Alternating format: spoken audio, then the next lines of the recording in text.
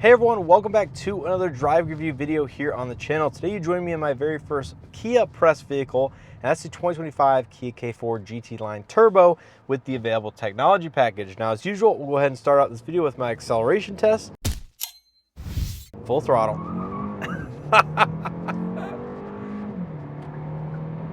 And we are up to speed. So under the hood of the GT Line Turbo specifically, you're going to find the 1.6 liter turbo paired to an 8-speed torque converted automatic transmission. Now this powertrain puts out 190 horsepower and 195 pound-feet of torque through the front wheels only. As you can tell, we got a little bit of wheel spin, and overall I have to say it's a very decently peppy powertrain.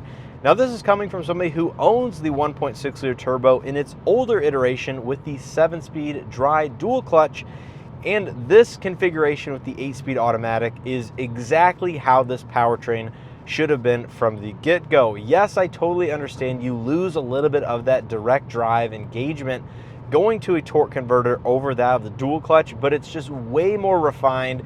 It acts exactly how it should be, and Kia did a reasonable job programming the transmission to be ready to downshift when it needs a little bit of additional get up and go, a little bit of additional throttle, or just torque delivery, although it does make decent amount of torque down low even without downshifting in most gears. But you know, after living with this vehicle for nearly a week, again, this is how I would want my personal vehicle to behave if I were to do it all again and have my say as to what transmission goes behind the 1.6 liter turbo. Now, as usual, starting out with my visibility behind the wheel here in the driver's seat with the seat in its lowest position. Over the hood, it's absolutely great. You really don't see any of the front hood. You see just a little bit of the dashboard and the top of the flat bottom steering wheel, which is likely exactly why Kia did the design they did with the steering wheel, to prevent hindrance of forward visibility, because this is really what you see at the very top of the dashboard. A-pillars are a little bit on the chunkier side, but they're, you know, manageable for a vehicle like this. Rearward visibility via the mirrors is a little bit on the slimmer side, just given the mirrors aren't as tall as some others, but it's really not too bad. I think the overall space is very usable on both the left and right hand side. Over your shoulder, you do have a B-pillar, but really doesn't get in the way, and of course you have the blind spot detection. And then really my biggest complaint when it comes to visibility is going to be out of the back glass via the rear mirror, which is just a very thin amount of glass. You can see the headrest and the deck lid really don't intrude at all either. It's just the physical slope and slant of the glass makes the, I guess, outward visibility behind you just a little bit off and less than ideal, I would say. It's not bad, it's still easy to drive, but you know, just bear in mind it is narrower than some other vehicles out there, even in the sedan space. Now, putting the vehicle back into normal mode here, you can see we're just accelerating using normal amounts of acceleration, and I have no complaints about how this vehicle performs via the 1.6 liter turbo. And in fact, it actually returns a very good fuel economy, which we will touch on a little bit later in this video.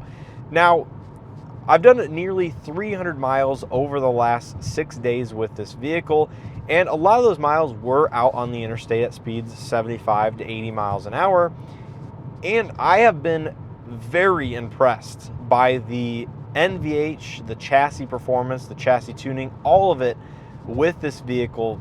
It's just been very impressive and almost jaw-dropping at times, because not only my personal vehicle obviously is in a similar segment, although it would compete with the K4 hatchback, which is upcoming if they currently still offer the Elantra GT here in the United States, but nonetheless, compact vehicles in general really don't have the best reputation of being well refined. They're more on the economy side of things, and that is still certainly the case. However, I think Kia has done a fantastic job masking that and improving upon this segment to make it something that somebody would want to own and live with and drive on a daily basis beyond their normal, I guess, reasonable expectations.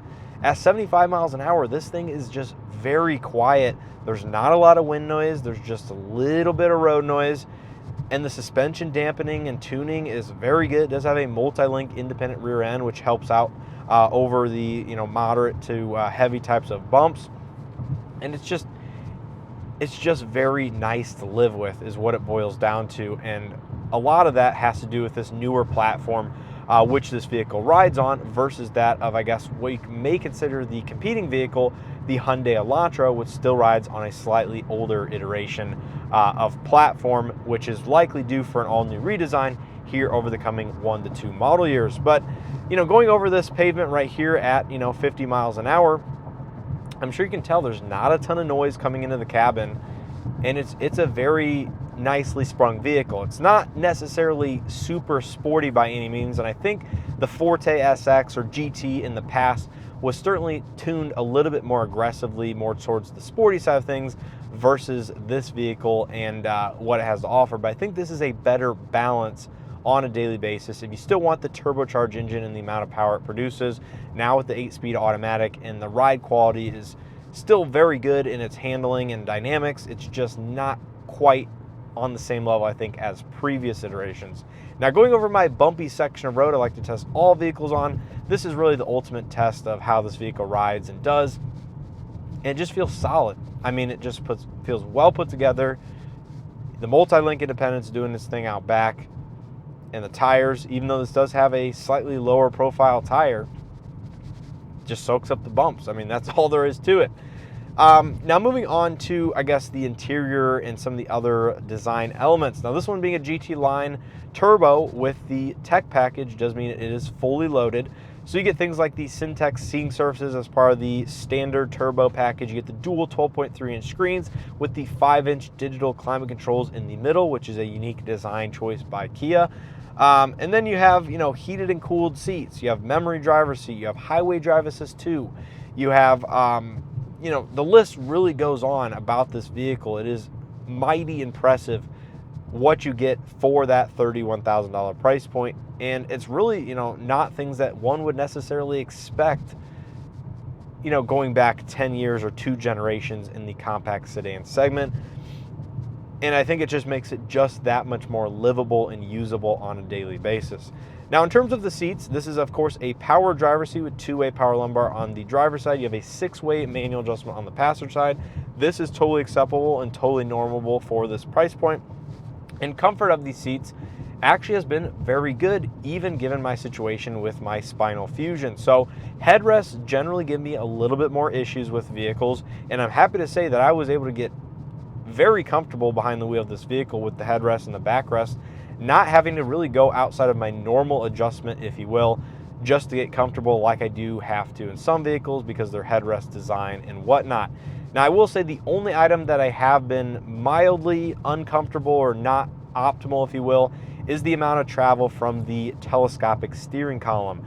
I really wish the steering wheel would come out just a little bit further, but given the relaxed seating position, again, that's not unheard of for vehicles like this. So steering wheel's all the way out, farthest it can come towards me, and just wish it was, any amount farther would help with my overall comfort. But in terms of spending, 2 hours out in the interstate, easily can handle it, and I really didn't have any sort of discomfort. And then you throw in the ventilated seats on a 90-degree day like we have today, and it just makes it very nice to live with.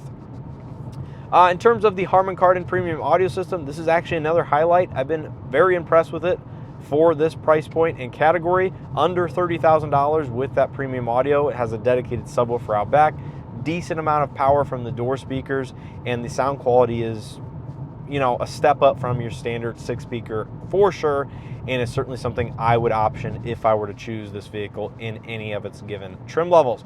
Now, one of the features it doesn't have is an auto-dimming interior rearview mirror. For some reason, Kia still makes that an additional accessory, unlike Hyundai, which packages it in their most, middle trims or their fully loaded trims. And it does have, however, a power retractable sunshade for the power sunroof, which is a little peculiar because the sunshade is only like a normal size sunroof. They can easily reach back and close it. So that could be a little bit of a cost savings measure there, but instead they went all out and added a power sunshade, which makes it feel a little bit more premium on the interior, which, maybe isn't necessarily that necessary. But you can see as we're sitting here at the stoplight, we do have the blind spot view monitor system as part of the 360 camera system, which in addition to the front, rear, and side parking sensors, makes this thing an absolute breeze to park and maneuver. And it just, it drives like a vehicle should in this segment. There's no hesitation with dual clutch, which of course I'm used to in my personal vehicle, and the Forte used to have with the 1.6 liter turbo. The power is enough. It's not excessive by any means, but it has plenty of get up and go. Putting the vehicle into sport mode via the 3-spoke steering wheel is a little bit odd. I don't necessarily love that drive mode selection position, but that's something you could easily get over, and you're not going between normal and sport mode that often unless you really do need a little bit more throttle sensitivity and eagerness to downshift from the transmission.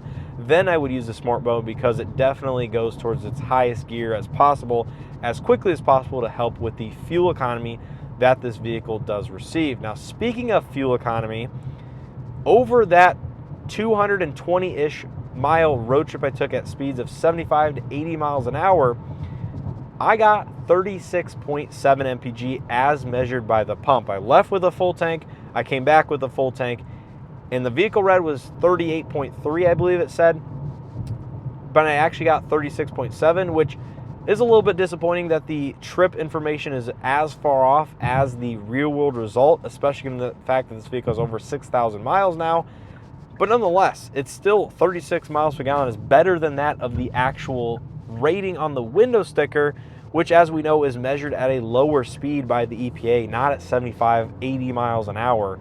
So really, you can't be disappointed by that result. And then, in fact, as somebody who has a older version of the 1.6 liter turbo that might not be designed as much towards fuel economy, my car would have never touched anywhere near the upper 30 mpg range at those speeds, and this car did, and it's just really that impressive.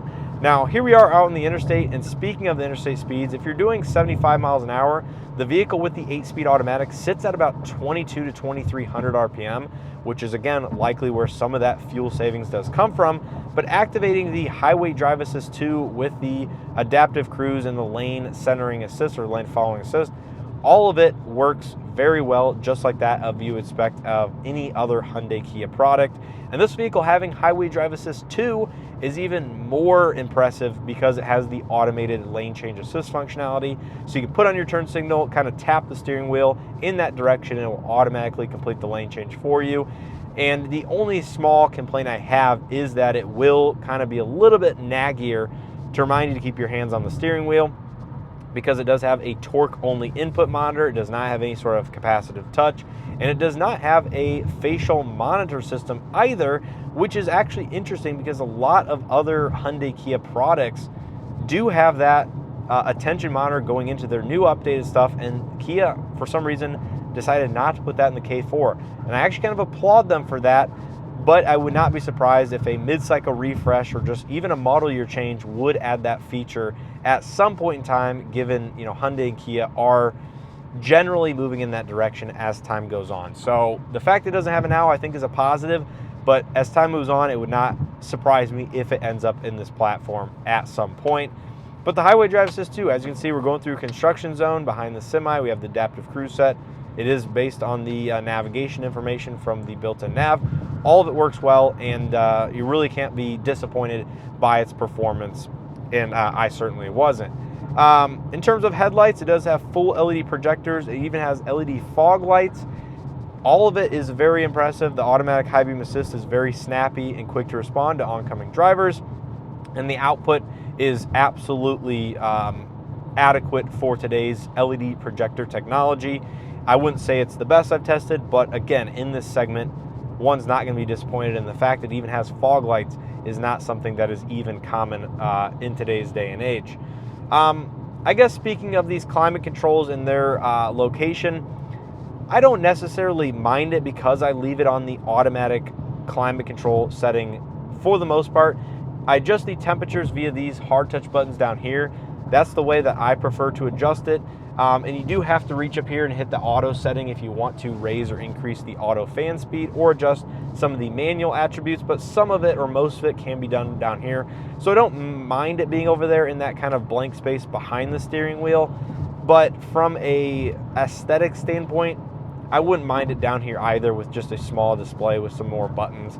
But Kia went the route of kind of cleaning up the cabin a little bit and going more of the minimalistic route, which, I can't fault them for that. I think it looks relatively nice and makes the wireless charging pad easier to access because you don't have any other buttons or climate control center in the way to that wireless charger. But, you know, here we are doing, you know, 62 miles an hour. As you can hear on the asphalt, you do hear a little bit of road noise, but as soon as you hit that smooth, freshly paved asphalt, almost all that road noise goes away, and this thing is very nice to live with and drive. So, yeah, I mean, in terms of whether or not I would recommend the Kia K4, absolutely. I think this thing was very shocking and refreshing in some capacity that it was this good for the low $30,000 price point. And arguably, you might get a better value if you get a lesser equipped model if you don't need all the bells and whistles that technology package offers. Although I'd say it makes, I guess, a variety of use cases better, or a more versatile experience, if you will. If you do a lot of interstate driving, Highway Drive Assist 2 is certainly a little bit of an upgrade over the standard Highway Drive Assist. But even if you got that, you know, lesser equipped car, I don't think anybody would be disappointed in this vehicle's performance, you know, with the 1.6 liter turbo, which, as you can see, downshifted 2 gears right there, and we are, you know, getting more than up to speed. And, you know, on my drive just so far, in case you guys are wondering, it was saying 42 mpg before I did that little bit of acceleration there, over 14 miles, which is, again, 40 mpg out of the 1.6 liter turbo is nothing I ever would have thought is possible, but this vehicle does do, and it does relatively easily now. Again, how accurate that is based on my actual results, it might be off by 1 or 2 mpg, but even if you're getting, you know, 38 mpg on the interstate, that is still better than the actual rating from the window sticker. So yeah, I think I'm gonna leave it at that. I don't really have anything much else to say other than the design language with this vehicle. Certainly more on the subjective side, not my favorite design out there, but the upcoming K4 hatchback absolutely has my attention, and I think that vehicle generally looks a little bit better. But then again, I am, you know, a little bit biased in terms of compact hatchbacks. That's absolutely the best daily driver at that given price point that I think one could choose. So if the K4 hatch gets basically all the features that this vehicle does at a similar price point, absolutely the way that I would go, and I would argue that's a little bit more practical as well, given the you know, versatility of folding seats and whatnot. But nonetheless, you guys will have to let me know your thoughts and opinions on the K4 sedan down in the comment section below. Do you agree or disagree with anything I said in this video? Leave your thoughts or opinions if you happen to own one of these vehicles down there. I'm sure it'll help anybody else that is considering this vehicle and purchasing one for themselves to use on the daily basis. And I want to give a huge thanks to Kia for sending this vehicle out for me to test and review. Make sure you guys check out some of the other videos I have, including a walk around and dedicated likes and dislikes, so you can get super specific on things I absolutely love about it and absolutely dislike about it as well, unfortunately, because there are a handful of things, but for the most part, this is a very solid vehicle, and I really cannot say that enough. So anyways, I appreciate continued support here on the channel. Hit that like button, subscribe if you haven't already, and as always, I hope to see you guys in the next one.